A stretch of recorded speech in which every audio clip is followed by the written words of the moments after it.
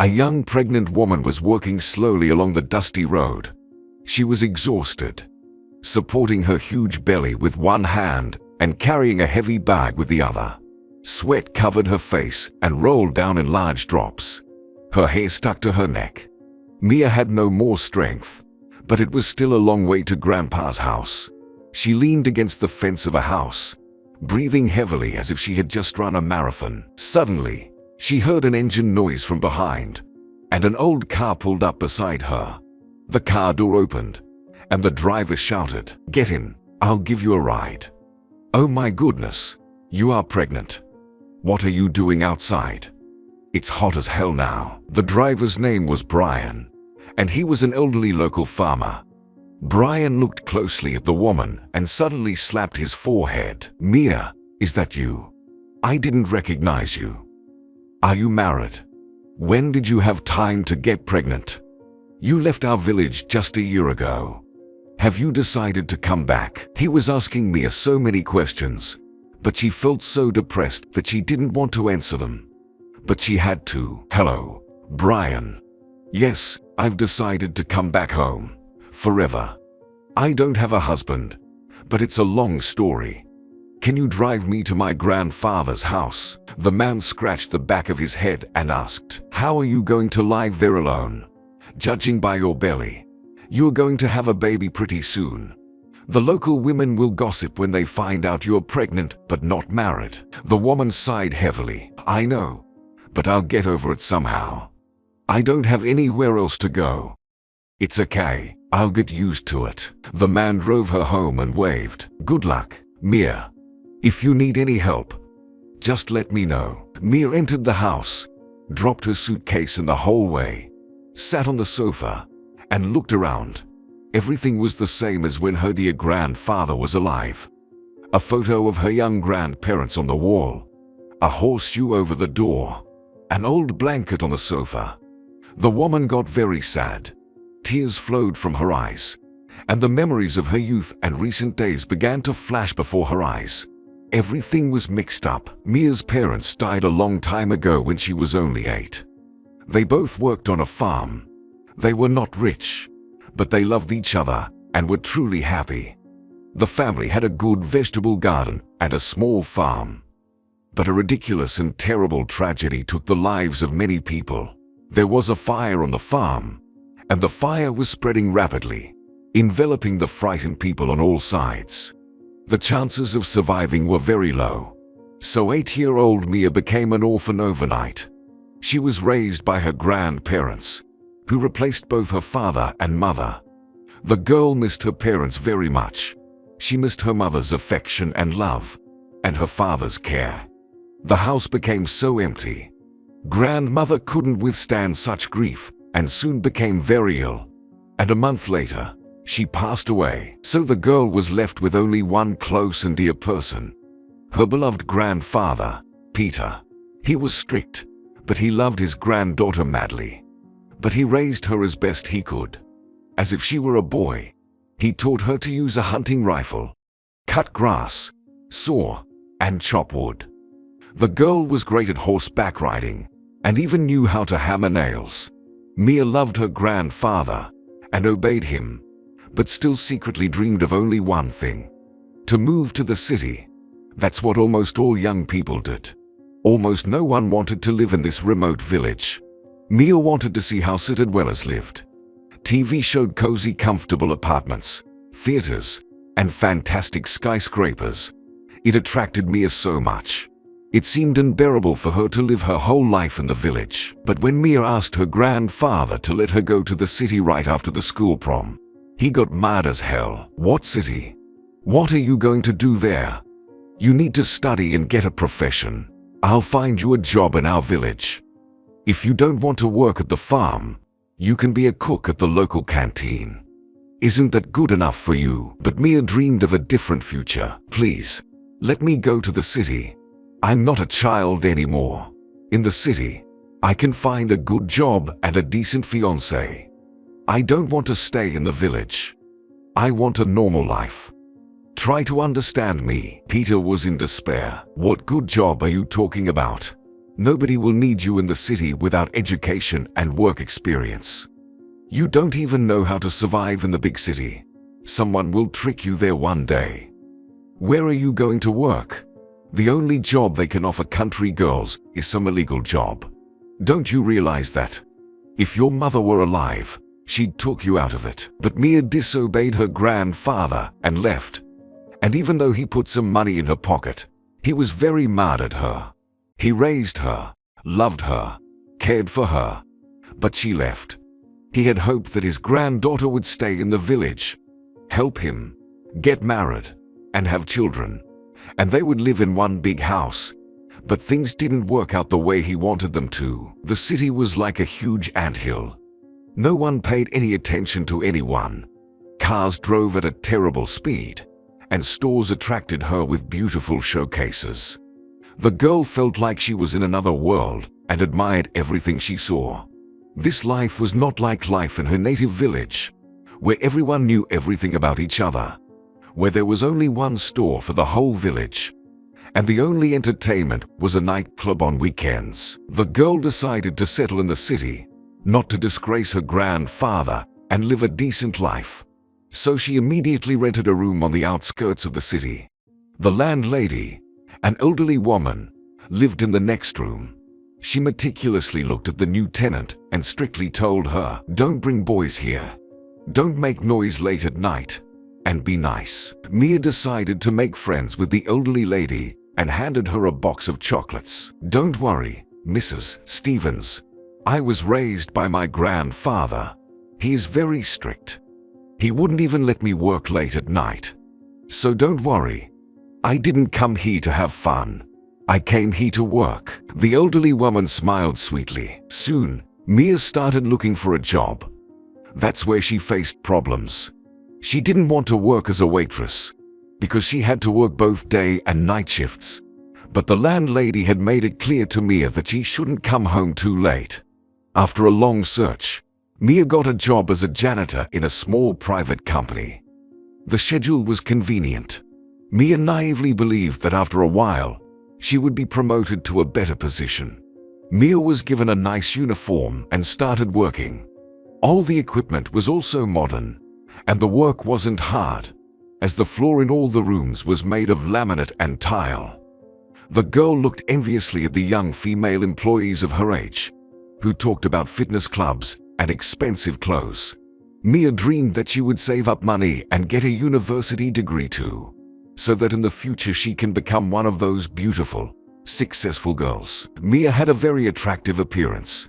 She was a bright brunette with black eyebrows and long eyelashes, brown eyes, and a charming smile.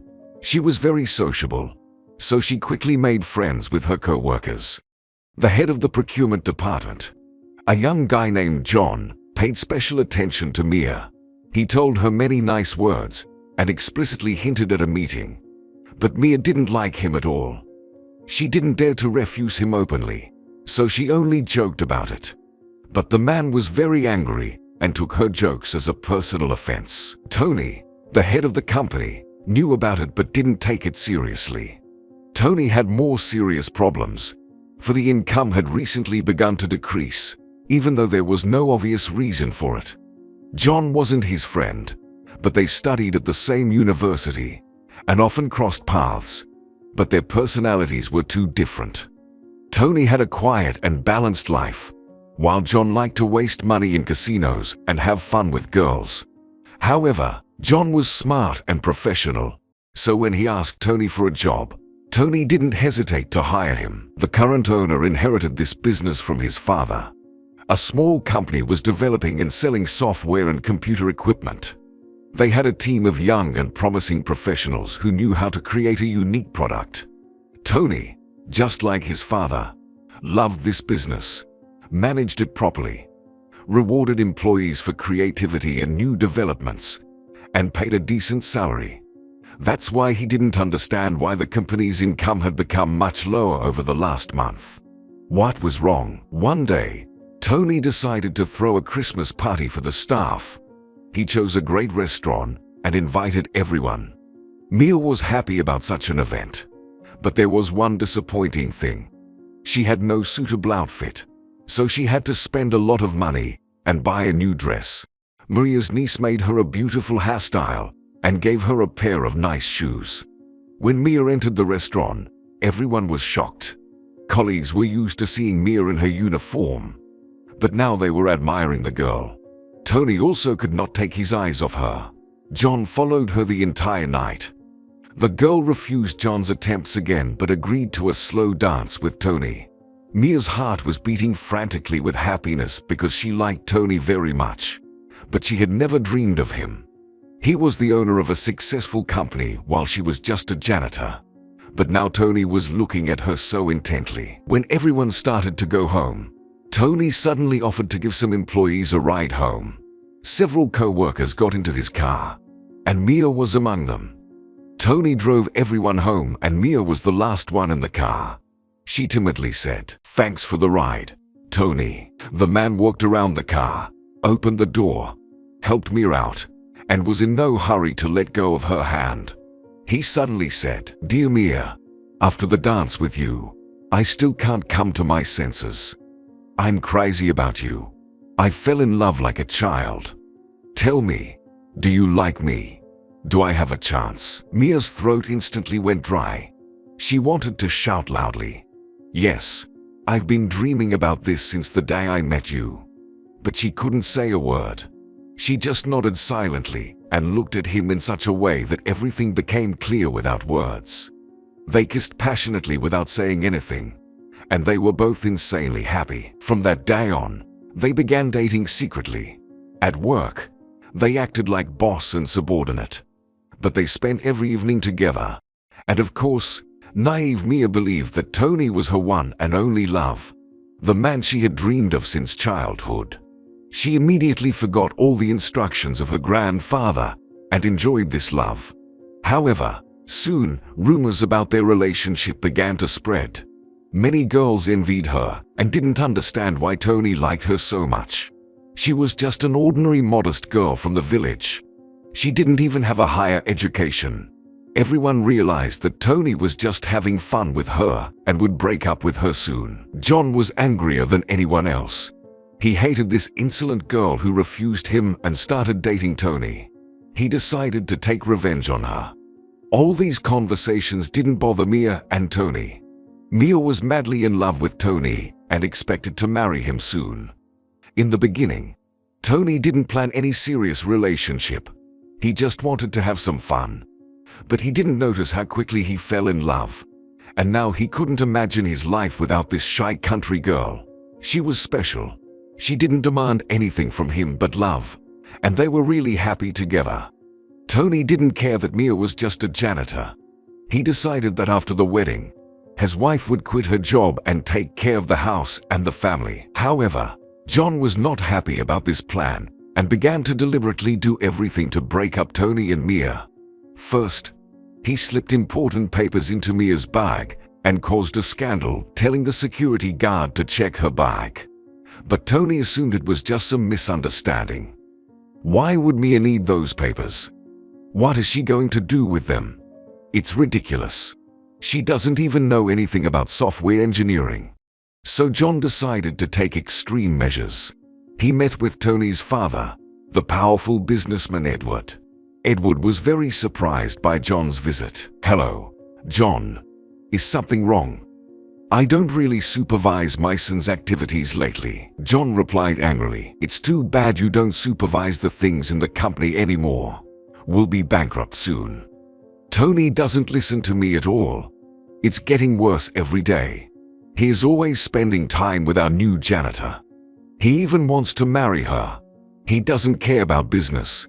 Our income is critically low, and I don't even know what to do now. So, I decided to come to you. Maybe you can talk to him." The elderly businessman frowned. "What's going on over there? Give me all the details." An overjoyed John immediately told Edward everything. He hoped Edward would force Tony to break up with Mia. After the conversation with John, Edward immediately went to the office and started arguing with his son. "Tony, have you lost your mind? Why would you need that janitor? Aren't there any normal girls? Stop this relationship and think about business. I've reviewed the reports. Our profits are almost zero. What's the matter? Tony got angry. Don't you dare talk about Mia like that. She's wonderful. We're getting married soon, and she won't be working as a janitor anymore. She's going to be my wife. I hope she'll give you grandchildren soon. I know the company is in trouble, and I'm trying to sort it out. Don't worry, I'll handle it. Or don't you trust me anymore? No need to reprimand me like a child. I've grown up a long time ago, Dad, and I have a right to have my own opinion and my own personal life. Edward hoped his son would listen to his words, but it didn't happen. Mia and Tony were still together and started preparations for the wedding. Moreover, Mia was already pregnant. She moved into Tony's mansion and was no longer working as a janitor. Edward was mad and resentful. He thought this girl was dishonest. He was sure all she wanted was money. Edward could not let his only son tie his life to this beggar. John and Edward came up with a plan to separate the lovers forever. A cunning employee had secretly sold their company's developments to a competitor, and now they were really at risk of bankruptcy. All these troubles forced Tony and Mia to postpone their wedding preparations. But soon, another disaster struck. Mia got a call from a neighbor from the village who told her that her grandfather had passed away and she had to go to his funeral. The girl was hysterical because they had not seen each other since she had left for the city. She blamed herself for her grandfather's death. He was upset about her departure, so he didn't survive the grief. Tony gave Mia money for the funeral and paid for everything, but he couldn't come to the funeral because the problems in the company only worsened. After the funeral, Mia returned to the city depressed. She was absolutely indifferent to everything that was going on around her, and she was also suffering from terrible morning sickness. She thought Tony would be happy to have a baby, but when he found out there were going to be 3 babies, all joy was gone. Is this a joke? No one in our family has ever had triplets. I'm shocked. I don't even know whether to rejoice or cry at such news. This strange reaction of her fiancé scared the girl. She got nervous, and his feelings for her immediately vanished. Apparently, Tony had not expected such consequences. The situation in the company was getting worse every day. Edward was angry and soon appointed John as head of the company. All these troubles affected Tony's mental state. He became nervous and angry. He and Mia began to quarrel all the time. He looked at the pregnant Mia with horror and could not imagine what he would do with 3 children. But that was not all the troubles that plagued Mia. John wasn't going to stop. He was going to get revenge on her. Mia consoled herself as best she could, tried to avoid conflicts, and hoped all these troubles were temporary. The most important thing was that she and Tony loved each other, so everything would be all right. That night she was fussing in the kitchen, waiting for Tony to come home from work and cooking a delicious dinner. She was rubbing her huge belly and talking to the babies. Soon my babies will be born, and then we will get married, because now your daddy has a lot of problems. If my grandfather were alive, he'd be insanely happy. He would love you all more than life. And I already love you, my cuties. Suddenly, Tony burst into the house, smelling of alcohol. He was furious. This had never happened before, and Mia got scared. Tony, what's wrong with you? Are you drunk? Is something wrong? Why are you looking at me like that? Tony, you're scaring me. Tony suddenly threw a stack of photos in her face and shouted, "How long have you been cheating on me? I knew they weren't my babies. I knew it. You know, I had a serious illness when I was a kid. My dad says I'm not likely to have kids at all. Aren't you ashamed? Mia, I loved you so much. John told me you were cunning. I know you flirted with him, too." Mia looked at the photos and didn't understand anything. In the photos, she was holding hands and kissing some stranger. She cried out desperately, "What the hell is that? It's not even me. You're my first man. I have no one else but you. Why don't you believe me? Look at me. I'm always at home. I don't know who the man in the photo is.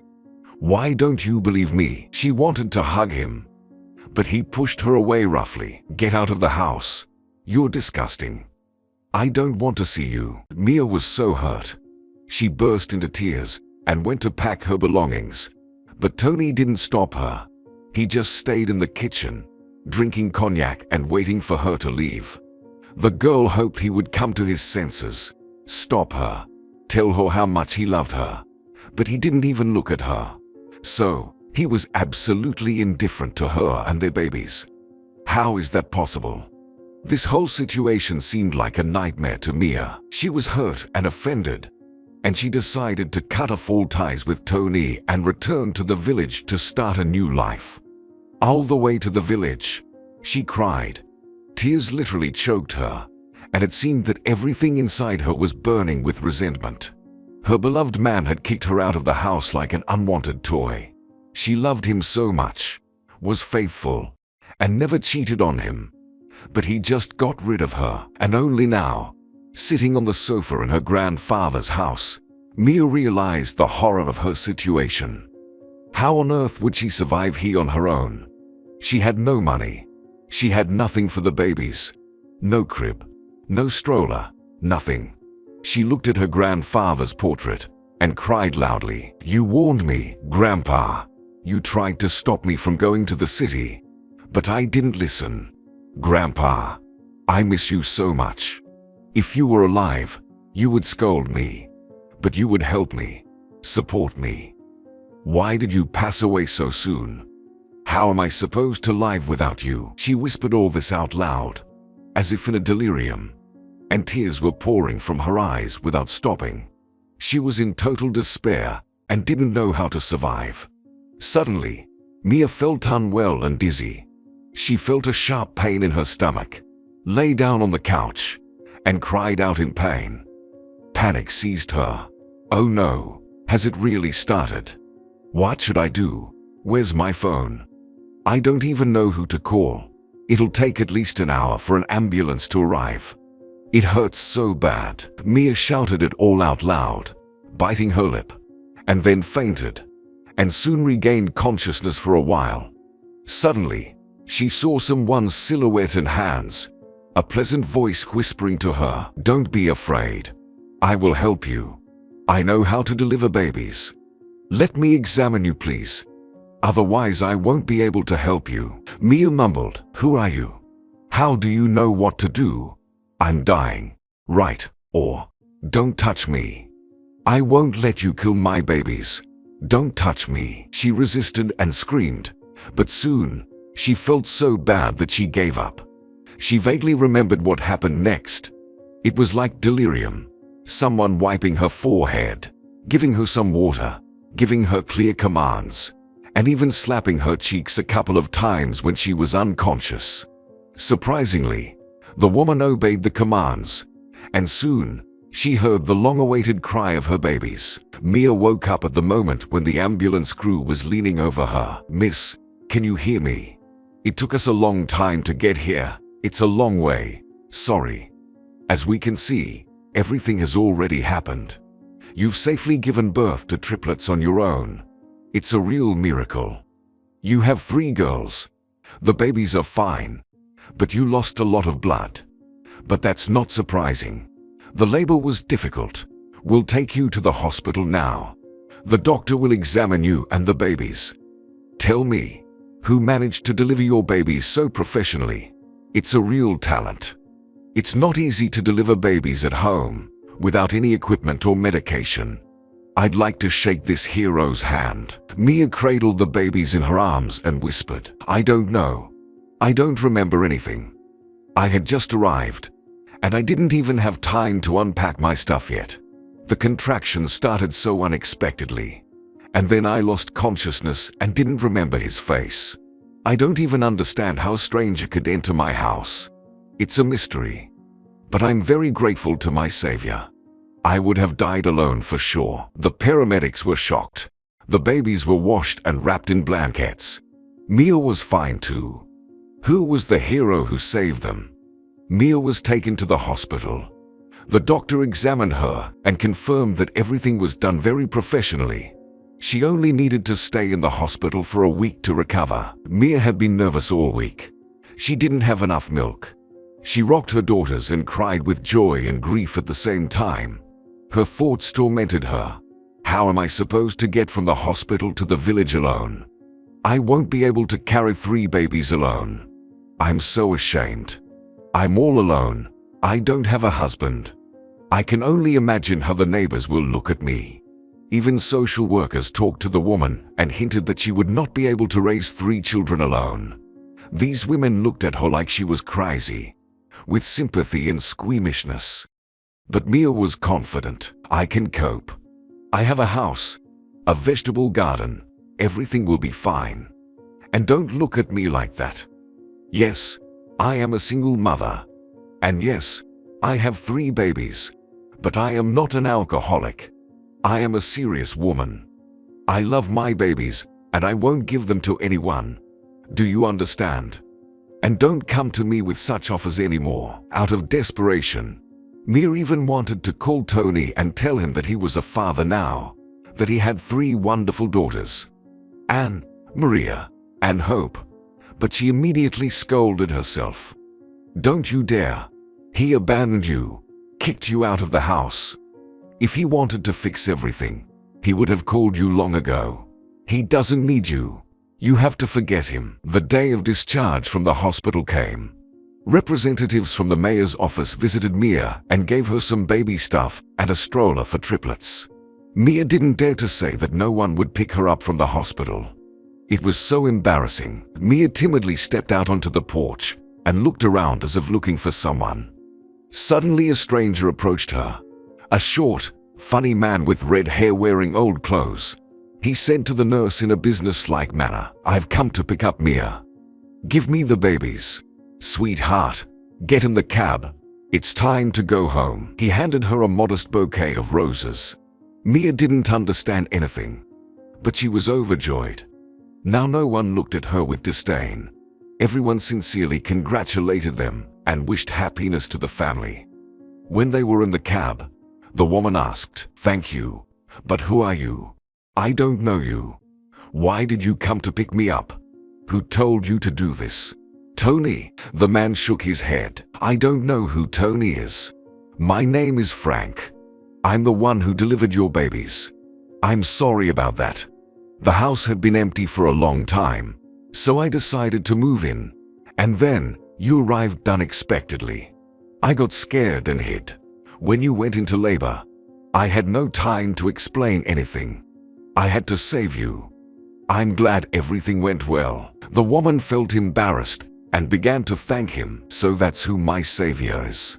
Thank you, Frank. Are you a doctor? Everyone at the hospital admired you and said it was done professionally. They even wanted to meet you. Why don't you work at the hospital? Frank sighed and began to tell his story. Now I'm homeless. But years ago, I was the only son in a wealthy family. My childhood was very happy. My parents loved me and never denied me anything. My father was happy that I became a doctor and worked in the ambulance team. I liked it very much. I knew that every day of my life was not in vain, and I saved at least one person. Then I met Elizabeth, who worked as a nurse in a hospital. I loved her with all my heart, and we were getting ready for the wedding. But suddenly, Elizabeth's parents got sick, and my dad offered to drive her to their house. There was a snowstorm outside, and the road was slippery. That ride was fatal. My father lost control of the car and crashed into a pole. They died together in that accident.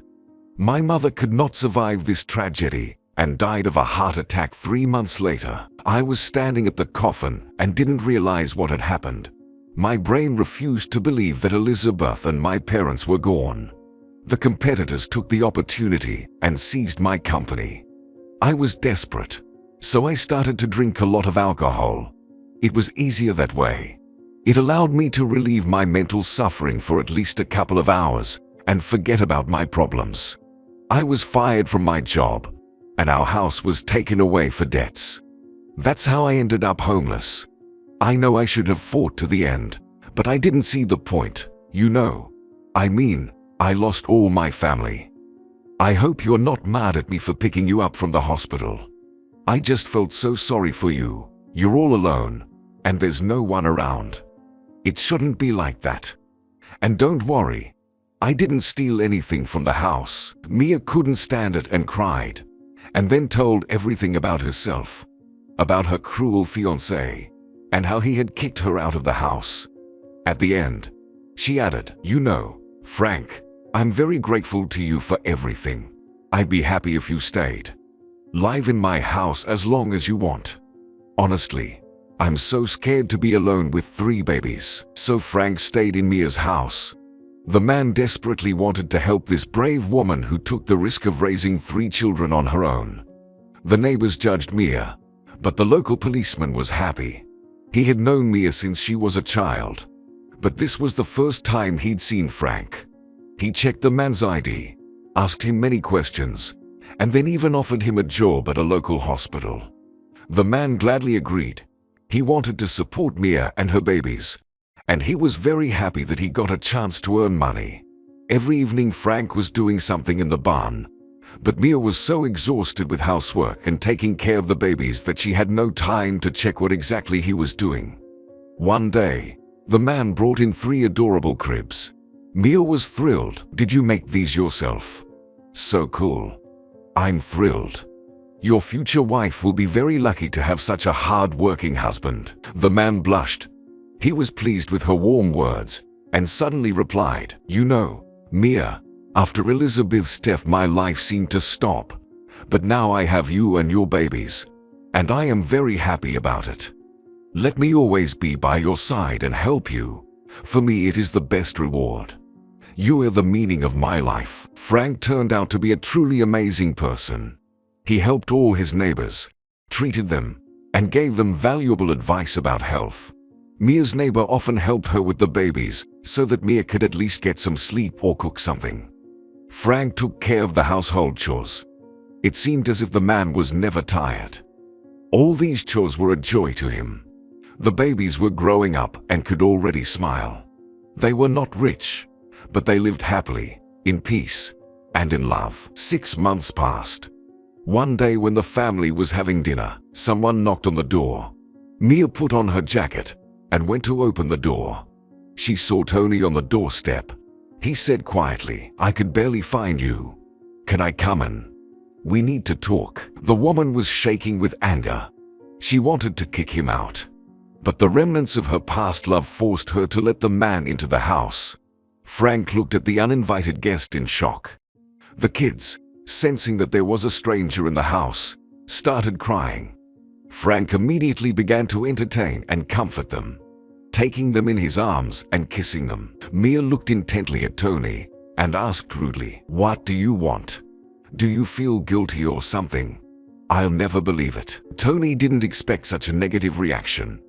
He thought Mia would be happy that he came. He timidly began, "Sweetheart, I came to apologize. I made a big mistake back then. I saw those stupid pictures and kicked you out of the house. Everyone told me you were sneaky, that all you wanted was my money, that you cheated on me. I was in despair, and I believed them. Only a month ago, right before he died, my father confessed to me that those photos were not real, that he and John decided to break you and me up. John took the business away from me. My father's savings would be enough for a long time. But you know, I realized the most important thing. I only need you and our children. No one could ever replace you. I only love you, Mia. Come back to me. Please." The woman was shocked at such words. She was shocked by Tony's insolence. "What are you talking about? You kicked me out when I was in my last month of pregnancy.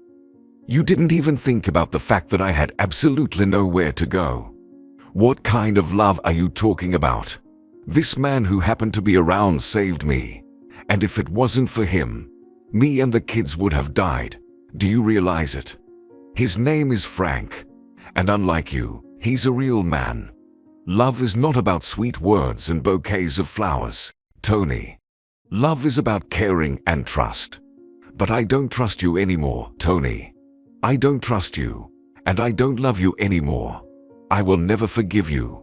Go away." Suddenly, Frank intervened. "So you are Tony, Mia's ex-fiancé, and the father of her children. What an amazing meeting. Don't you recognize me?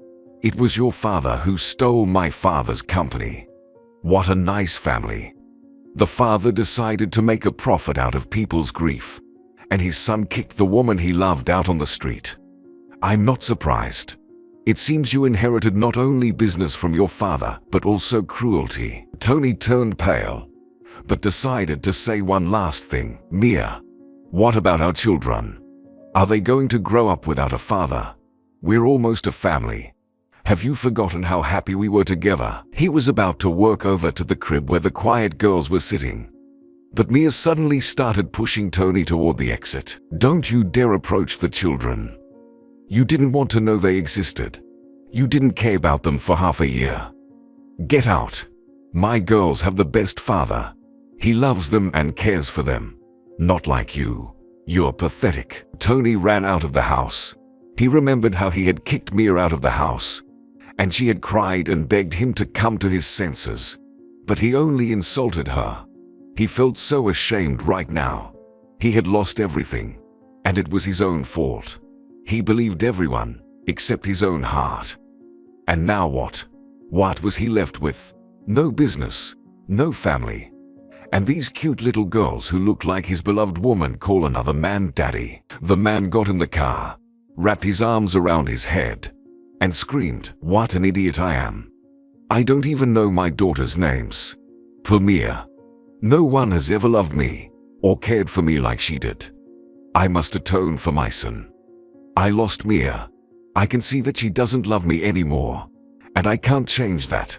But I must do something for my children." After Tony left, Mia lost control of her emotions and cried, but now they were tears of relief. And with each tear, her resentment and hatred for Tony went away. She had finally said all the things she had wanted to say to him for so long, and it made her feel so much better. Frank walked over and hugged her gently. "Are you sorry he left? Do you still love him? Tell me the truth, please. I need to understand. Who am I to you? A friend. You said such nice things about me to your ex-boyfriend. Do you really think so? You know, I didn't even expect that I could be so jealous. Yes, Mia, I am jealous. And I'm terrified that you might go back to Tony. I mean, you have kids together, so you better tell me the truth right away." Mia looked Frank in the eye and said, "Frank, I was telling the truth. You are the most important man in my life, and I don't need anyone else. You know, I was so angry when I saw Tony, when he wanted to approach the kids. On the one hand, I feel sorry for him. He wasn't always like that. We loved each other. But the way he treated me and our babies showed me that I was wrong about him. If Tony really loved me, he would never have done that. I don't need his money. It's not what makes me happy. I have so much more now. A man I love, and a strong and friendly family. Only now have I learned what true happiness and love are." Frank was almost crying. He hugged Mia even tighter and whispered, "Thank you for believing in me, for loving a poor homeless man. I promise that I will do my best to make sure that you and my girls have a prosperous life. And I want everything to be real between us. Let's become real husband and wife." Soon they got married. The day after the wedding, a mailman knocked on Mia's door. "Mia, there's a letter for you." The woman began to read aloud. "My dear Mia, you're right. I'm a scoundrel, and there's no forgiveness for me, and I deserve it all. That's why I've decided to leave the country. I guess I'm running away from myself. I don't know. Anyway, I will try to start a new life and become a better person. I've been thinking about our relationship for a long time, berating myself for cowardice and meanness, and I really wish I could go back in time and fix my mistakes. I wish I could look again into your happy eyes and at your smile. So naive and so sincere. But, alas, this is impossible. I saw the way you looked at Frank. with the same tenderness and love as you once looked at me. I sincerely wish you happiness, and I won't get in the way. It so happened that I don't even know my daughters' names. I will never forgive myself for it, but I'm sure Frank will be a good father to them. I'm sure he'll make you happy.